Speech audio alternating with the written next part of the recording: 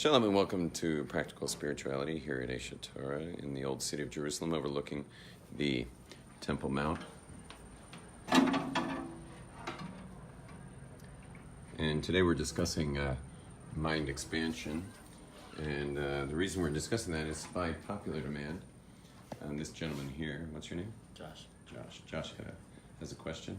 A couple other people do as well. So what's your question? What does the Bible have to say about psychedelics? Okay, so this is a question about using substances. This question is about using substances to actually, what's the word to put something in your body to ingest substances that cause mind expansion. What was your question?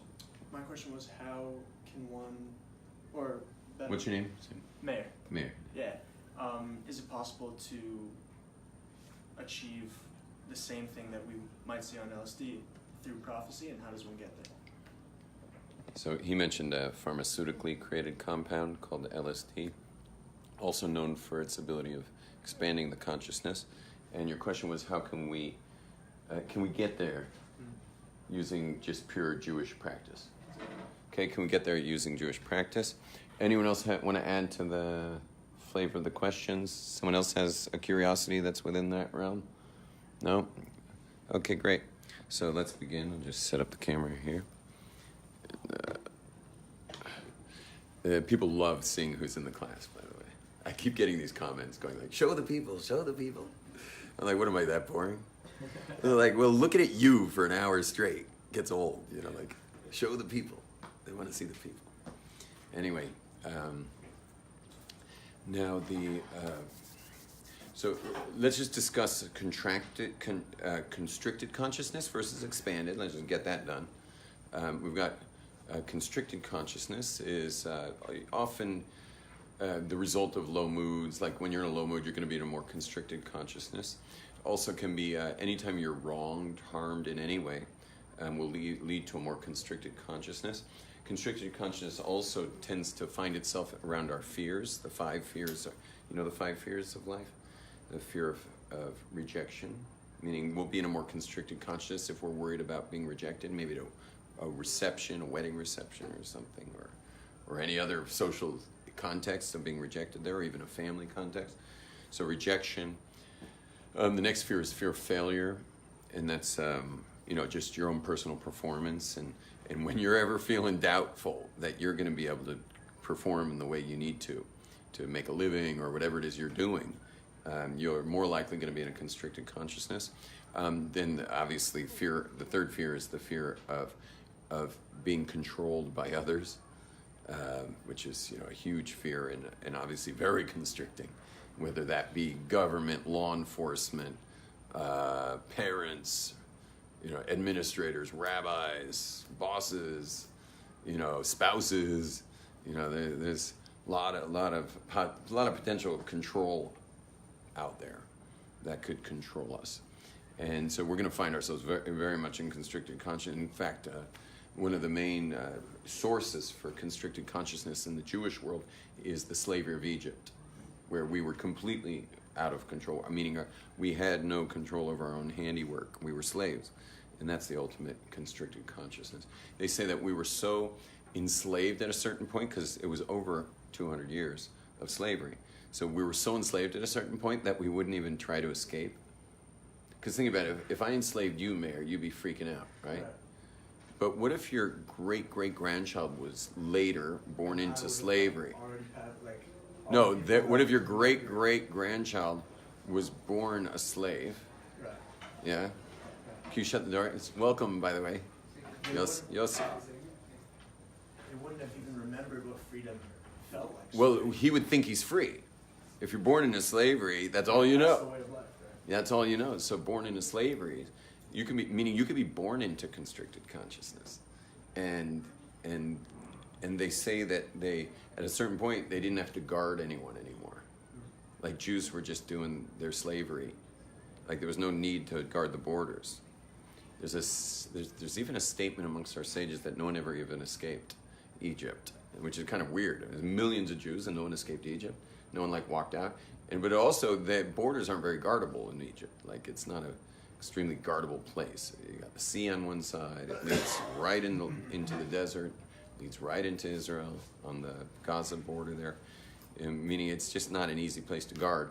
But it didn't need any guarding because everyone was stuck in their constricted consciousness. So when you're in there, your constricted consciousness, you generally stay there, you know, especially if it's a control situation. Anyway, the fourth fear is the fear of the unknown. And how many of us have risk aversion because of the unknowns? And we would all be much wealthier or poorer today had we taken those risks. But we have risk aversion because of the unknown, and that's another form of constricted consciousness, is the fear of the unknown. And then lastly is the fear of physical pain and suffering, meaning that could be caused to your body, and which also holds us back very much and constricts us from all kinds of things that we could have done that it might have been really great for us, but we were too busy worrying about getting hurt that we didn't do it. Like, for example, travel or sports, which could include sports like rock climbing or rappelling or surfing, hang gliding, river rafting, mountain biking. These are all like amazing sports that cause great mind expansion. And why do you think surfers will like skip out on their final exams, you know, or just call in sick for a week straight? You know, just building a house in California is a rough thing because if it's a good winter, meaning waves, no one's building your house. They're just gonna not come for a week because the waves are good. And so it's just like these kinds of sports are expanding, and hence with those 5 fears that we just listed, it's just more constricted consciousness. Consciousness is the USB cable between God and creation. It's a big statement. Consciousness is the USB cable between God and creation. There's a couple USB cables. Another one's the zodiac, the stars, and their configurations and how they move throughout the year are a USB cable between God and creation. But the stars are like kind of out there, whereas your consciousness is in there. And that's the USB cable between God and creation. Well, think about it. If the consciousness is constricted, so then the USB cable line it's not getting its power feed so much.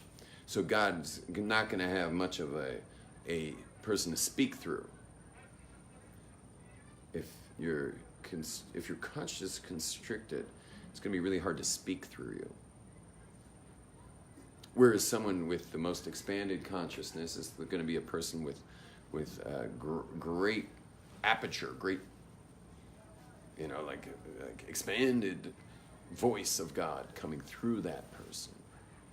Which for us, now that we don't have prophecy, might show up as intuition, might show up as premonition, it might show up as just the ability to see how things are moving in, like, for example, markets, stock trading and commodities and real estate markets and stuff. Like someone with an expanded consciousness is probably more likely the guy's going to make money for you if you're investing, because they have to have their finger on the pulse of you know, just to be able to, you know, predict a bit in their work. It's a big prediction business, finance, these types of things. So their expanded consciousness is going to be a good thing for that person. It would make sense that someone who's in those professions, if they're not doing Jewish spirituality, that they probably should be utilizing other things that expand the mind, which may include even the substances you guys brought up. That I mean, not everyone would like to know their stock trading. What do you call that guy? The guy who trades stock for you. What do you call him? Your stockbroker. You know, is on LSD, But I personally would be happy to know that. If I had a stock trader, I'd prefer him on LSD because he is way more likely to be on that pulse. And you see with Silicon Valley, which is, they have their own issues, but they're super good at prediction in the business, and they're extremely psychedelic substance friendly. There, like Google themselves will host authorities on the subjects of psychedelics. Like Google themselves will host forums for that. They will host another form of mind expansion is Buddhist meditation. They'll host whole Buddhist mindfulness gatherings that will be sponsored by Google, and other Silicon Valley companies will do that. Silicon Valley actually got its entire foundations off the prohibition of psychedelics. The Silicon Valley started right around the time where Nixon started prohibiting psychedelics, and the founders of the Silicon Valley high-tech world that we utilize all their wares were all involved in those substances.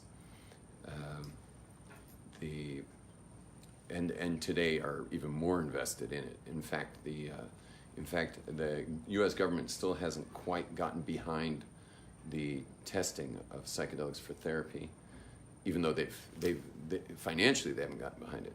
Legally, they've gotten behind it, meaning they've now finally opened it up, and they're allowing all these different universities and other institutions to do all the testing for how psychedelics can help people who are suffering depression or anxiety or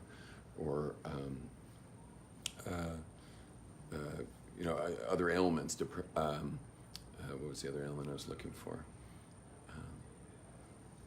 I don't remember, but another ailment, and they're using the government has okayed these, meaning the FDA, the Federal Drug Administration, has now okayed that. They're not yet paying for it. Well, guess where all the money's coming from? Who's paying for all that?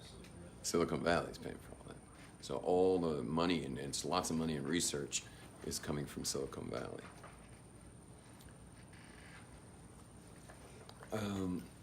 Anyway, so what we see is that our consciousness is the USB cable of God into creation.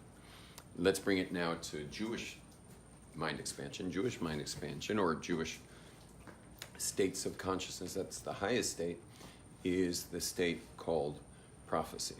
Prophecy is the highest state of consciousness. We have not had a living prophet in 2,500 years. Of course, Gentiles love using the word prophet loosely. It's like anyone who was like a teacher or created a movement or came out of a cave. Okay, that's a prophet. But in Judaism, like, if you want to claim to be a prophet, then you get tested.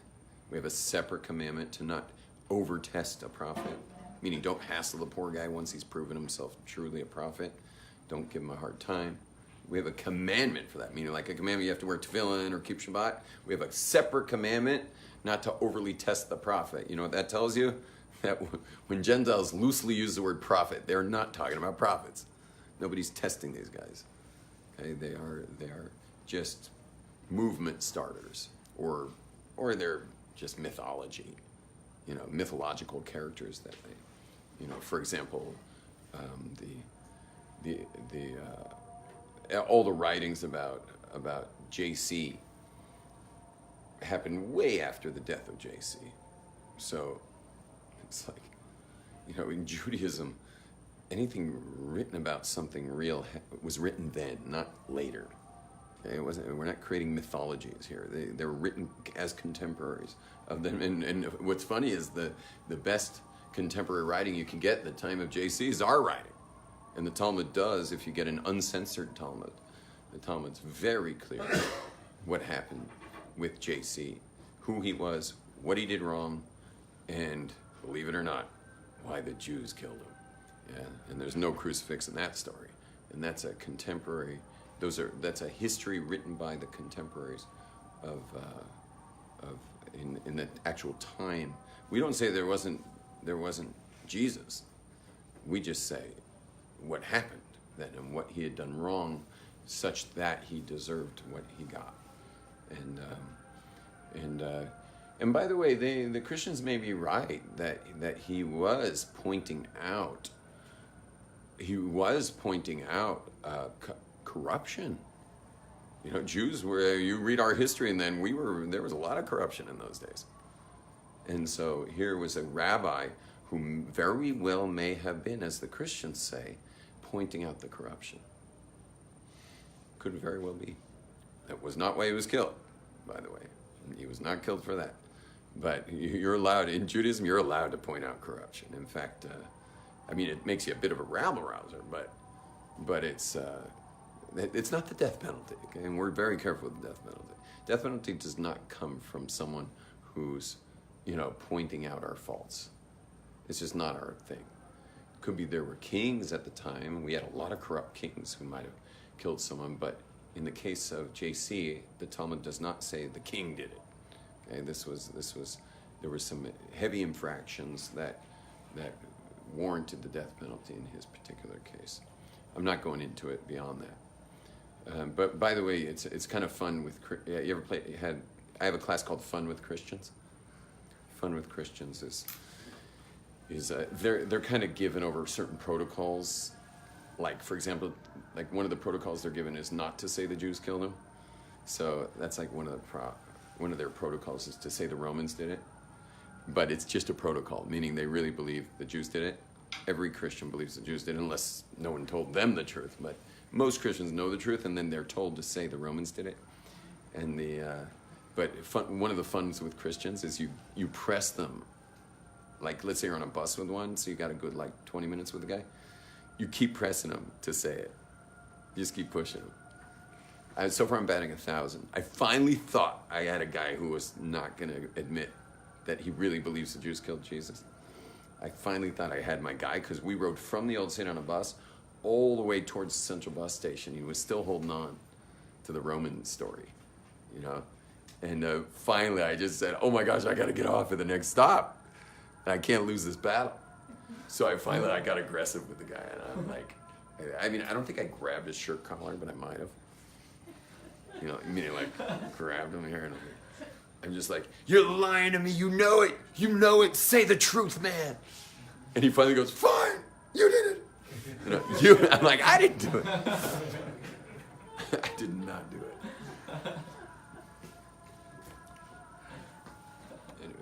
Anyway, I have a whole class called Fun with Christians. You can remind me of it, but it's probably not good to do live. And if you're a Christian watching this, my apologies. I certainly don't discuss such things to offend anybody at all.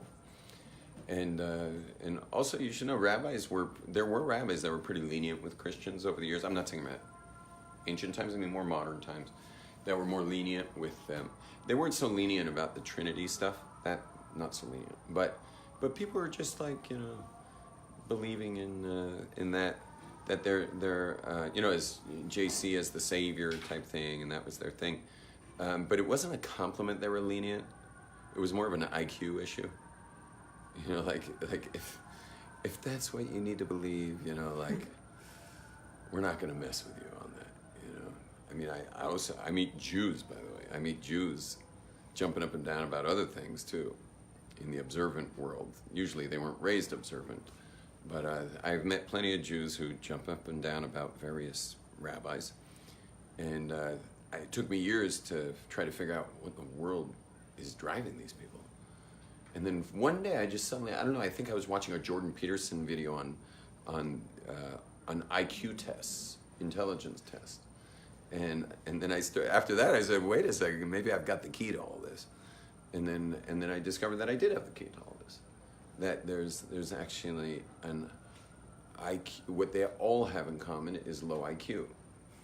Well, think about it. Think about having low IQ in a world that seems to only revere studying extremely complicated texts like Talmud. And you got to keep on your head in tzitzis. So you're in, these are you're in, you're male. Male doesn't help, by the way. You'll notice there's almost no women into this. It's usually men-driven things that are doing this. So you're already you're a card-carrying member of the observant community. You got your kippah on, you got your tzitzis. but you don't have an IQ that's going to lend itself towards what everyone seems to be really into, which is Torah study.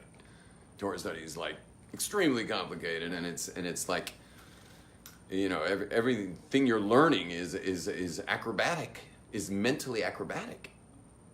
It's mental acrobatics all the time. So you either have a high IQ and that's going to go well, or you don't have a high IQ and it's going to be like pulling teeth. And by the way, I know high IQ people have a hard time with it because they smoke weed. So marijuana and Talmud study, they just don't go together. You know, like, because you can have a high IQ and just knock it down with weed. You know, marijuana and IQ, they're just not friends. You know, now, by the way, the guy doesn't lose his high IQ because he smoked weed. He just loses high IQ when he's stoned.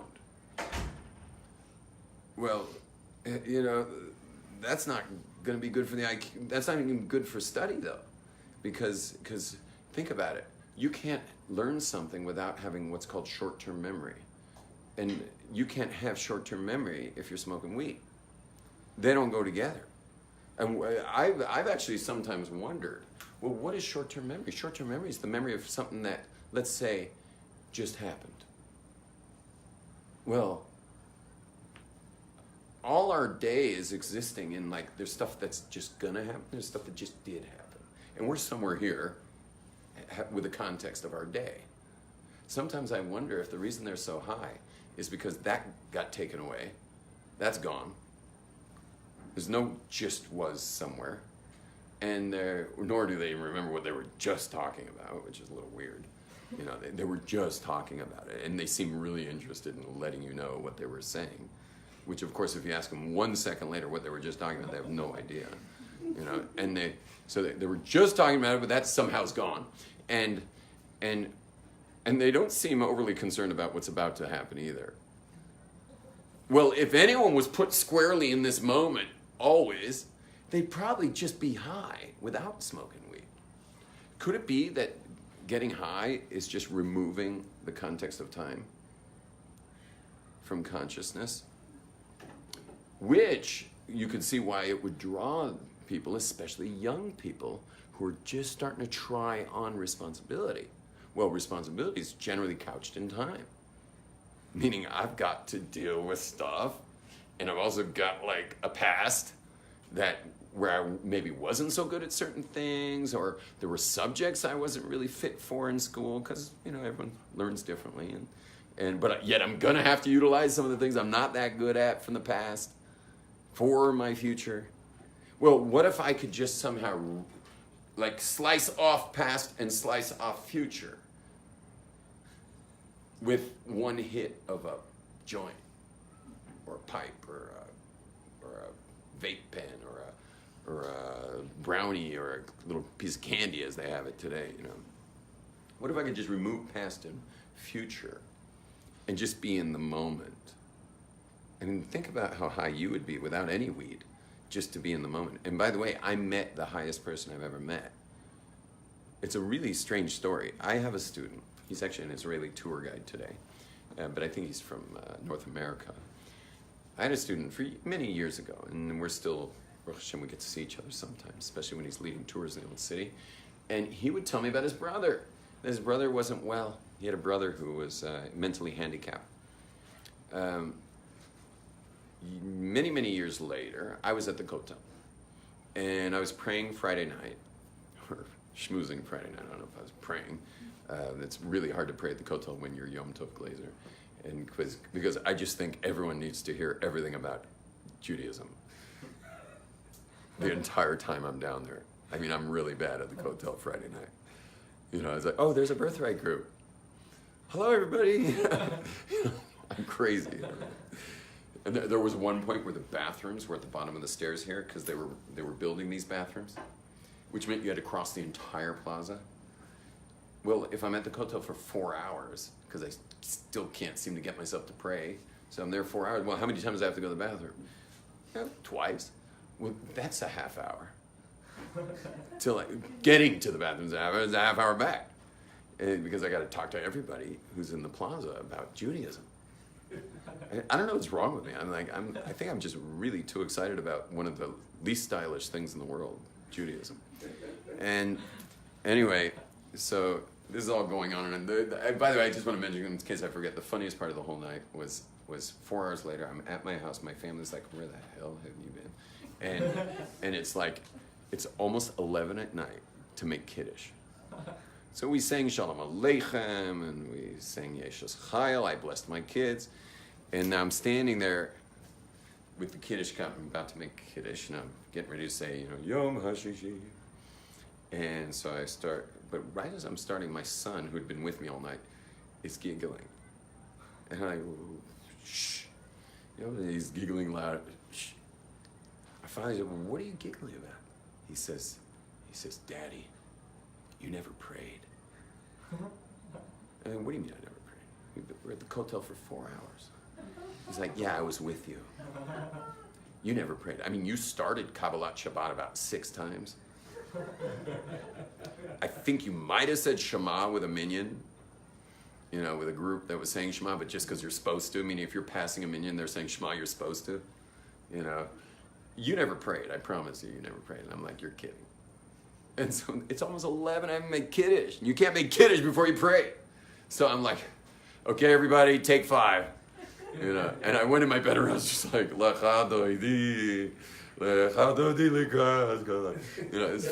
as fast as I could say everything. So I didn't even pray at the Kotel. I didn't even notice that I didn't pray. Anyway, I'm like an extreme extrovert. So anyway, while I was down there was one guy who was like glued to me, and he was the funnest guy I've ever talked to, because every single thing I said was the most interesting thing he's ever heard, no matter what it was. I mean, the facial expressions while you talk to this guy, you'd feel the same way. Imagine talking to some guy where every single thing you say, he's just like, so I was just going on and deeper and deeper and deeper into like Torah and like that week's Parsha and like all about God and what a bracha is and like, I'm already on like teaching about the word Melech Haolam, Melech Haolam. And by the time I did Haolam, the guy was like almost having a heart attack. He was just like, so it's just going on and on. Then I had to go to the bathroom. So I'm crossing the plaza with him the whole way. All of a sudden, a guy comes running up to us. And he says, oh my gosh, Yom Tov, you found my brother. He had lost his brother at the Kotel, a mentally handicapped person. And we also hadn't seen each other in a while, so he was really excited to see me, but he was way more excited to see the mentally handicapped brother he lost among thousands of people. Like he had blown it big time. Because this kid could have wound up anywhere. You see, he's following me across the plaza to the bathroom. It's like, what if I just kept going? He would have been right next to me going, like this. So, anyway, so, you understand? So I go to the bathroom. I come out of the bathroom. I just take him aside. I take my student aside, and the tour guide, and I said, what exactly is your brother's mental handicap? And he says, he's an extremely rare thing. Only a few people on the entire planet have ever had it. It's extremely rare. They have no past or future. They're only now. And I said, well, I just spent like the last 45 minutes, maybe an hour with him. And the whole time I was talking to him, I was thinking that he was the happiest person I ever met. And to this day, I would say he was the happiest person I ever met. Now, is there anyone in this room who's not looking for happiness? Like, anyone here? We're all interested in happiness. I mean, you could say that really all psychologists would agree when studying the brain of humanity that we're all really just trying to get what would make us happy. The only reason you're in this class right now is you thought that maybe if you came to the Ancient Torah Essentials class, or you who clicked on this class, said, maybe I'll be happier. And if you felt something else would have made you happy, you'd be there right now. And here I am, having met the happiest person I ever met, and what he had was no past or future. Well, that certainly explains teenagers wanting to get high. Like, what if I could just get rid of past and future?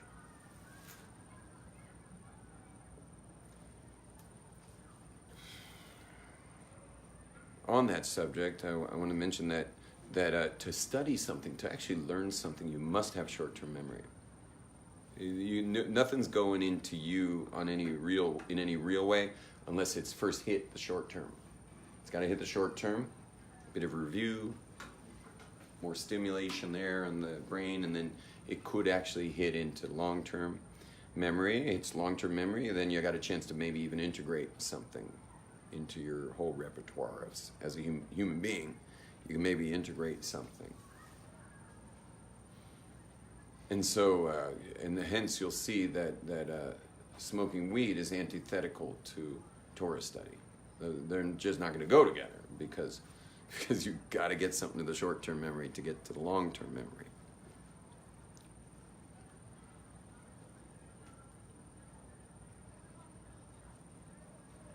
I've noticed that, I'm teaching in a yeshiva now in Aish Torah for 27 years, and I've noticed something amazing that I found that that serious potheads, they've got like cannabis on the brain, always. That's all they think about. It's almost become them, like they've become it. And what I've noticed over the years is that our staff here at Aish Torah, that the rabbis here, we don't really bring it up much. You notice I don't really raise it up much. You just heard what I said. I said heavy stuff about cannabis and Torah study. They don't go together. You ever heard me say that before? Just now. But no, I'm just yeah, good short-term memory. So, I don't bring it up much. And the reason we don't bring it up much is because anyone who's studying Torah, you have to put a lot into it, a lot of blood, sweat, and tears to study the Talmud. And all it takes for that guy is one joint on a Saturday night to lose the entire last week of learning. So he's been pumping it out and learning and breaking his teeth on Talmud. And he's out with friends in town, whatever, someone lights a joint, gets all high, comes in Sunday morning to the yeshiva only to realize that he doesn't remember what anyone's talking about. He just doesn't have this mentally acrobatic piece of Talmud. He doesn't have it anymore. He lost it. And so now he does another week, so he has to catch back up to the stuff he lost. Now he's got another week's worth of material, and now it's Saturday night and someone lights a joint. Now he may smoke it, but do you think the chances are less? And what about a week after that? And about a month after that? What about a couple reckonings of, hey, what am I doing here if I'm just going to keep wiping the slate clean every Saturday night or Thursday night or whatever? And so what we've found as rabbis in Aish Torah is we don't even bring it up. You smoke all the grass you want. And please don't do it on our campus and don't sell it here. That's the last thing we need is cops going into our dorm rooms and finding some guy selling weed out of Aish Torah. I mean, that's super lame. Super lame. And of course, Aish is gonna, just as an example, gonna have to ask the guy to leave, which is like, like why don't you just send a guy to a gas chamber? Ask a guy to leave Aish Torah. Like, this is his last hope for any Jewish literacy, and we're gonna ask him to leave. So it's like, no one should put themselves or Aish in a position like that. And anyway, so we don't mention it, which is really fun for people who smoke cannabis because they know that they can come to Aish or Sameach or Mayanot or any of these yeshivas and no one's really going to say anything about weed, which is great. And then you get to smoke and then you finally realize that, hey, I'm wasting my time with the cannabis. And so they save it till whatever, Purim or Bein Hazman or whatever, like, the semester break. But it actually weeds itself out. It weeds itself out, and then of course, as it weeds itself out, which is really powerful, is that responsibility gets less scary because everyone who smokes weed, that responsibility, which automatically engenders future, what happens is the responsibility in the future starts to lose its pointed ears and fangs. The less pot you smoke, the less the future has pointed ears and fangs. And so suddenly it becomes something like, maybe I could take some responsibility. And then it's like the biggest responsibility, which of course is a wife. Suddenly, they're like, maybe I could get married. Well, if I could get married, maybe I should start being a good boy so I have what to sell when it's time to start dating. So gotta have what to sell. You can't just like jump off Ben Yehuda straight into the Shadchanit's office. You gotta have somewhat of a track record of very good behavior. And so all this stuff happens quite naturally. We don't have to say a word. Us rabbis, just zip it. Let the guy do what he's doing. But showing up to learn every day is important. And they tend to make men out of themselves without much input. But Yeah. if the guy's going to smoke anyways, wouldn't it be better that he's smoking and learning versus the alternative where he's just throwing the night away? Yeah, for sure. Smoking and learning, for sure. And also, I would suggest if he's committed to smoking and learning, that he learns other subjects in Gemara. He should learn Tanakh, learn Kabbalah, Hasidus, all the stuff that anyways mind expanding. Right, and that things that you're not supposed to completely have running in your mind, like Kabbalah per se.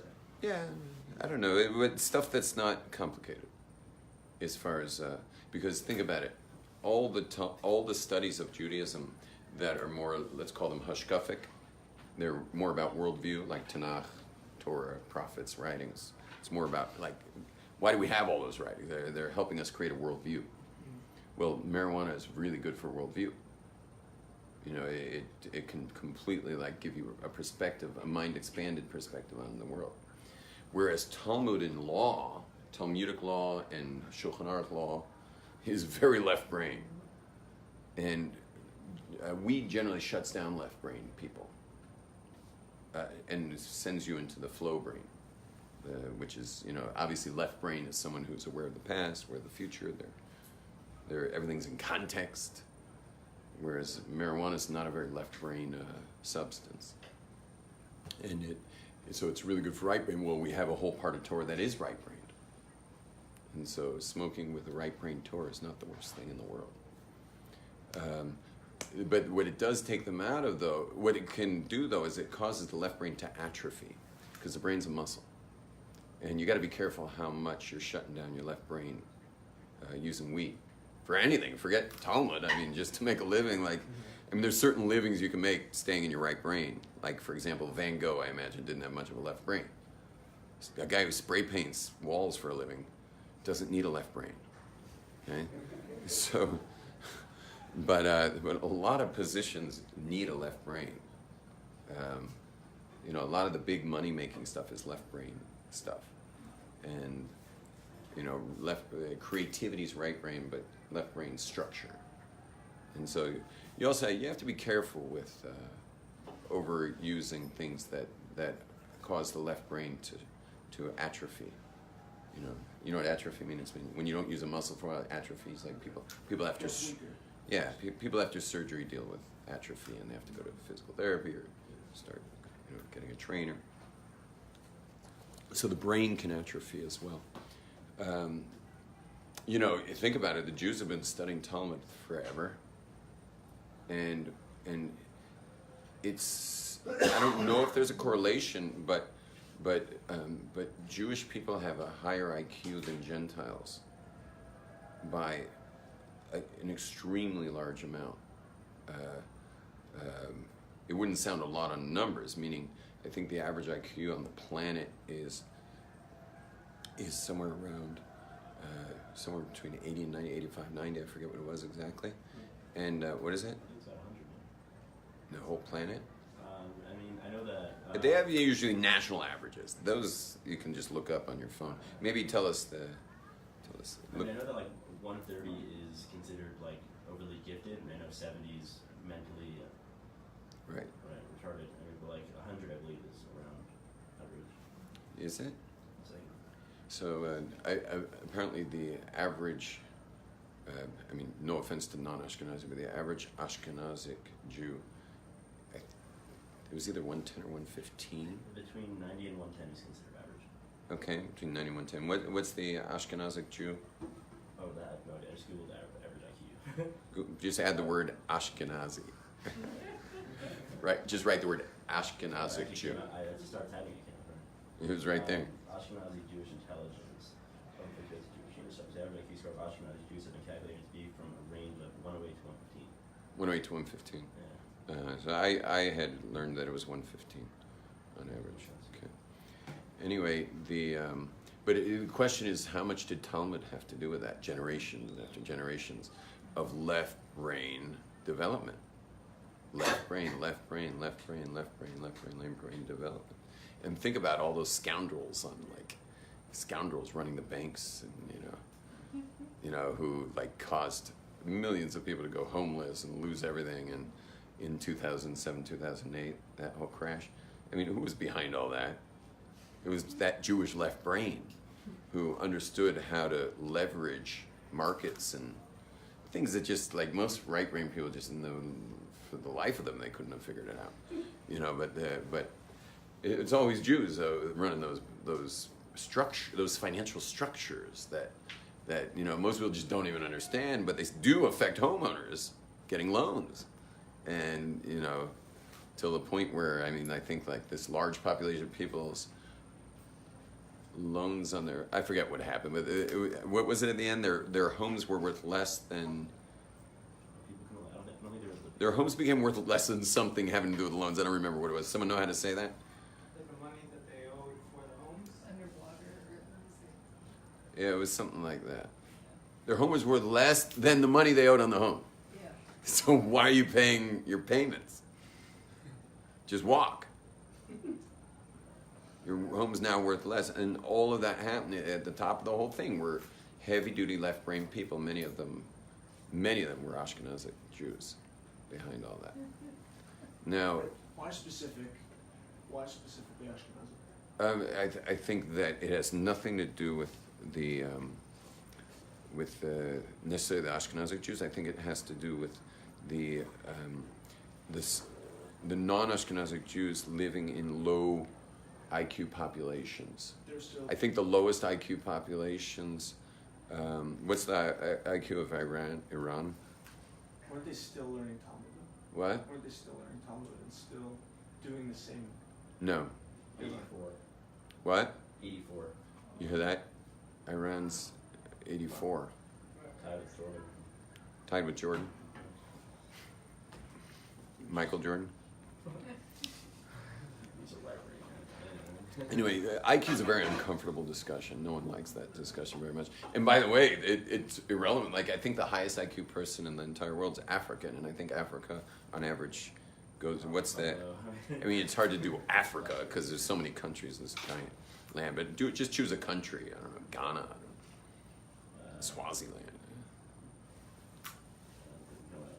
Yeah, you'd have to choose a country. Kenya, you gotta choose. Try Kenya. Hi, Rabbi. So, 80. Kenya's 80. So I think. Oh no, he's not. He's not an African. Whatever the highest IQ person in the world today is some like Gentile in the sticks. Like he spends all his day like chopping wood and stuff. Yeah, he did terrible with life. I mean, he was pretty much a failure. So meaning these are giant population numbers. These have nothing to do with individuals. You could have the lowest IQ population and have a Nobel Prize winner happen right in the center of it with two parents whose IQs are under 80. So meaning this has nothing to do with individuals. This just has to do with like overarching millions of people being tested for intelligence. Okay, we obviously opened up a subject called mind expansion, which is really big. I want to finish the session because I think we're after 4. We're way after 4. It's 4:09. So I want to finish the subject just with saying that our consciousness is the USB cable. Oh, and I also want to just one more thing about joy. is that if a prophet was angry, and they were often angry, because like you'd come into some little town and they're like doing everything wrong, the prophet's like, what the hell's going on here? Now, of course, the prophet coming to town is a good chance for God to rebuke the people in town. The problem is he was not the USB interface. Why? He was in constricted consciousness because he was looking at the people saying, hey man, you guys are way off. And he was getting upset about that. And him getting upset about that messed up the fact that he was a prophet. Because the good thing is that, hey, a prophet came to the town. What a wonderful time for the town to get a real prophetic experience and get straightened out. Problem is, you can't prophecy's never going to land in a guy who's PO'd. You understand? You're not going to get prophecy if you're upset. So this was like an issue. And so what happened was there were a lot of prophets who traveled. They would travel with bands. Okay, so everyone can start reaching for your headphones now. They would travel with bands. So what would happen? The prophet would get all upset and he'd be like, what the hell is wrong with all these people? Music was good. And yeah, exactly. So what he would do is he would just say like, maestro? And and the horn player's like, doo doo doo doo doo doo, and they'd just be like, doo doo doo doo doo doo doo, and the prophet's just like,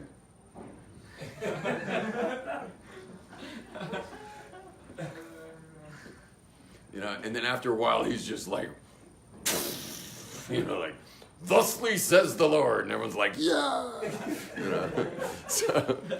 So there'd be prophets who would have musicians around, who would because it was time for the prophecy, but he wasn't in the state. He wasn't in expanded consciousness. Constricted consciousness and expanded consciousness is how God's going to be talking through you. And so we all have to be vigilant for expanded consciousness. We all have to be vigilant for that, whether you're a stock trader, as I spoke about earlier, or whether you're just a regular person who wants to be happy. You got to be expansive. And that expanded consciousness is something that it's a non-negotiable. You got to make sure you got that going all the time. And can you always be there? No. But you can have your headphones nearby. You can go get a beer, and that'll expand you up a bit. And there's ways to expand yourself. And you also hang around more expansive people. That's always helpful. And stay clear of contracted people, other than, whatever you have to do if they're your family or whatever. But there's plenty of ways, and we could talk about that. I don't mind going on with the discussion of the week of being expanded consciousness. Shalom, everybody. Rabbi Neckemeyer is beginning now. And...